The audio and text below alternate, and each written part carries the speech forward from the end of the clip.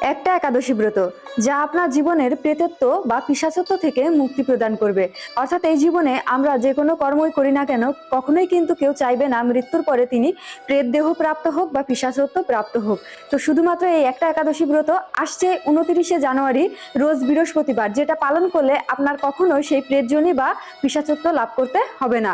তো এখানে গরুর পুরাণ এবং ভবিষ্যত্তর পুরাণে বর্ণনা করা হয়েছে শুক্ল মাসের এই জয়া একাদশী বা ভৈমী একাদশী ব্রত, যা সর্বপাপ বিনাশিনী, সর্বশ্রেষ্ঠা, পবিত্রতা এবং সর্বকাম ও মুক্তি প্রদায়িনী।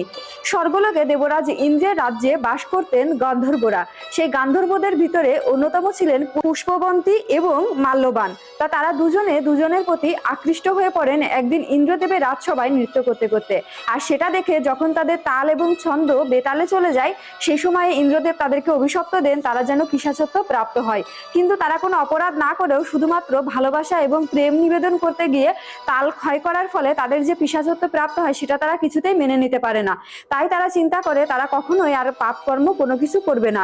এইভাবে তারা দীর্ঘদিন হিমালয়ে বাস করতে থাকে। একদিন এই ভৈমী একাদশী বা জয়া একাদশী এসে উপস্থিত হয়।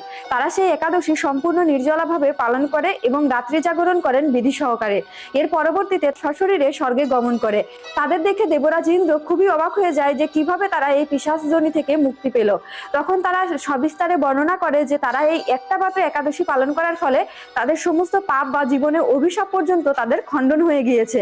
তো এই কথা শোনা মাত্র দেবরাজ ইন্দ্র অত্যন্ত প্রসন্ন হন এবং ভগবান বিষ্ণুর তখন তিনিও আরাধনা করতে শুরু করে। তো এখানে বর্ণনা করা হয়েছে যে যারা এই একাদশী ব্রত পালন করবে তারা ব্রহ্মহত্যাজনিত পাপকেও বিনাশ করতে পারবে এবং এই পৃথিবীতে সমস্ত কিছু দান করলে যে ফল পাওয়া যায় সেই সমস্ত ফল তারা অর্জন করতে পারবে শুধুমাত্র এই একাদশী ব্রত পালনের মাধ্যমে।